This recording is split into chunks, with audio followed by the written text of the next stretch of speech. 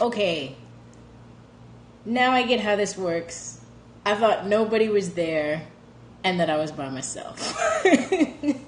So, now that I know that there might be someone there, I think that I should at least explain what just happened in those two videos.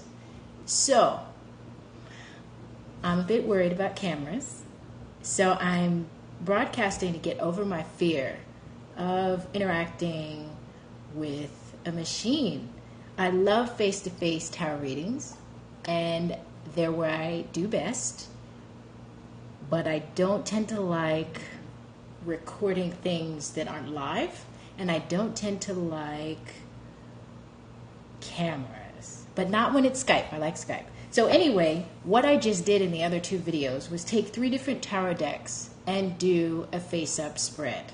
That wasn't my plan, but since I didn't know if anyone else was there and wanted mini readings, I did a reading for myself. So what I had actually planned to talk about was a spread that I recently created called the Now Spread. And the reason why I wanted to talk about it is because it kind of was like the intersection of a lot of different things that I think are important to look at when it comes to tarot readings and what happens in tarot readings. There are a lot of assumptions that people make when they sit down to do a reading or receive a reading, and I wanted a spread that would unpack some of the assumptions, a spread that would kind of create a safe space for 2 different kinds of thinking about or approaching the tarot. So one of the most fun versions of that spread that I do is interactive. It's collaborative. So I came onto Periscope with the idea that if people wanted to give a collaborative tarot reading a shot, I could probably do them a little more easily with people if they were visual, I thought. But I've not tried it before in this medium, only on Skype, so I didn't know if it would work out. So first things first, I'm curious if you all can even hear me, because I don't know how this works, and also if anybody's even there. And it's like, still no idea. Interesting.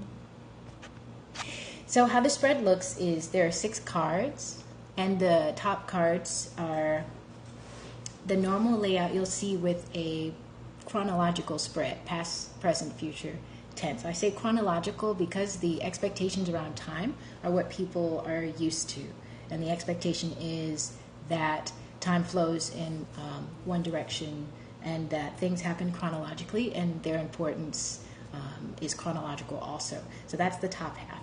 The bottom half of the spread is the part that I call the now part. And so all 3 of these positions are really about now. They're about options now. They're about choices now. And it's through the vehicle of these 2 parts that the spread examines the intersection of both of these things. And with the spread, I mean to say that both concepts of time are valid, and that there's a really useful thing that can happen when a spread marries these 2 perspectives, time as something that is chronological and time that something that is not, where energy just is, and there isn't a logical pattern, or there isn't a moving forward.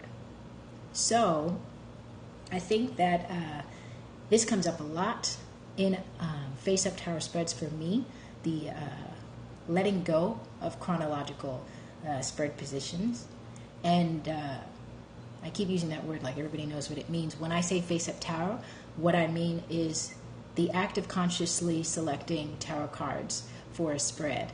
And I'm pretty excited about face-up tarot lately because I think that it opens up a whole lot more doors for creative expression, for self-exploration, and also empowerment.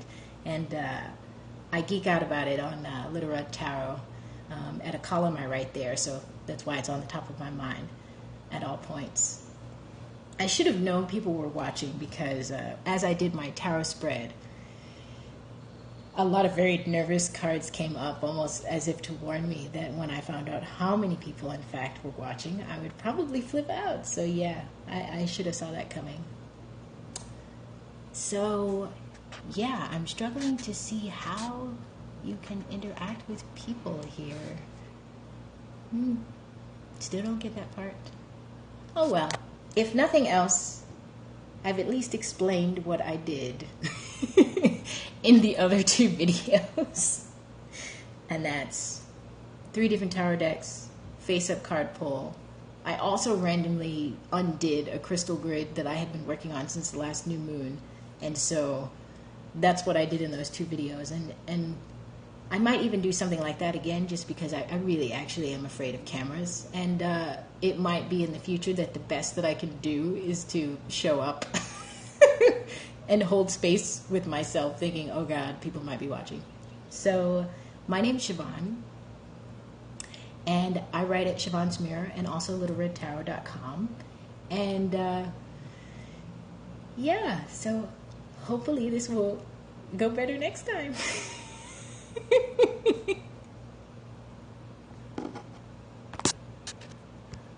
That was fun.